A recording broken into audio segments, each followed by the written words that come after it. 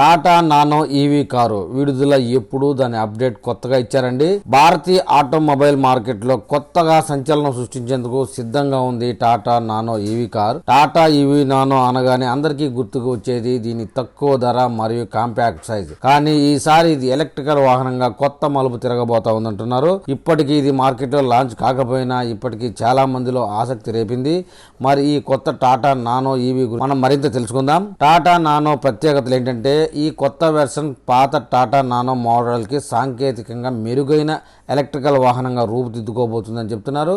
దీని compact design మరియు ప్రాథమిక లక్షణాలు నగరాల్లో ఎక్కువగా తిరిగే వారికి బాగా సరిపోతుంది అంటున్నారు.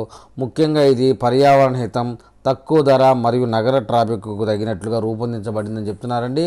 దీని బ్యాటరీ సామర్థ్యం వచ్చేసి 20 కిలోవాట్స్ నుంచి 25 కిలోవాట్స్ మధ్యలో ఉంటుందంటున్నారు. డ్రైవింగ్ రేంజ్ వచ్చేసి 200 నుంచి 250 కిలోమీటర్లు ఒక ఫుల్ ఛార్జింగ్ పై వస్తుందంటున్నారు. ఛార్జింగ్ ఆప్షన్లు వచ్చేసి స్టార్డమ్ మరియు ఫాస్ట్ ఛార్జింగ్ రెండు అవకాశాలు ఉంటాయంటున్నారు. గరిష్ట వేగం 80 నుంచి 100 కిలోమీటర్ల వేగంతో ప్రయాణించగలదు అంటున్నారు. సీటింగ్ కెపాసిటీ 4 మందికి ఉంటుంది. అంచనా ధర 4 నుంచి 5 లక్షల లోపే ఎక్స్-షోరూమ్ ధర ఉంటుందని అంచనాగా చెప్తున్నారు. ఇంకా దీని ధర టాటా కంపెనీ వారైతే ప్రకటించలేదు. ఈ రోజుల్లో ఎలక్ట్రికల్ వాహనాలు సాధారణంగా ఖరీదైనవే ఉంటాయి, కానీ టాటా నానో ఈవీ వాటన్నిటికీ మినహాయింపు అని చెప్తున్నారు. అందుబాటులో ఉండే ధరలో అత్యుత్తమమైన ఎలక్ట్రికల్ వాహనంగా ఇది కనిపిస్తుందండి. టాటా నానో ఎందుకు ప్రత్యేకంగా చెప్పుకుంటారు అంటే ఇది నగర ప్రయాణాలకు అనువైనదిగా ఉంటుంది కాబట్టి.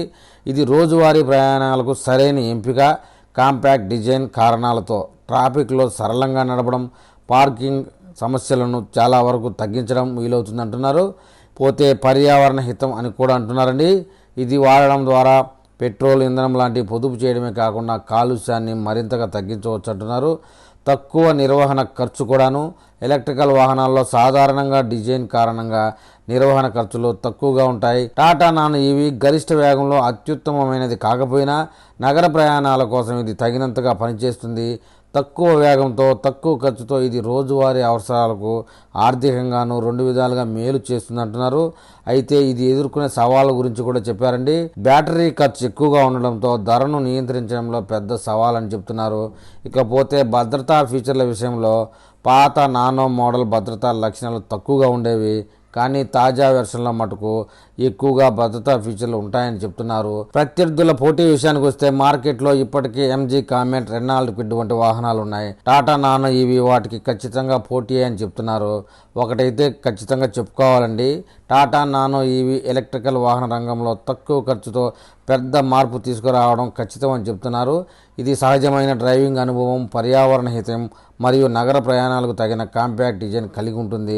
మొదటిసారిగా ఎలక్ట్రికల్ వాహనాన్ని ఉపయోగించాల్సిన వారికి ఇది సరైన ఎంపిక అని చెప్తున్నారు. మరి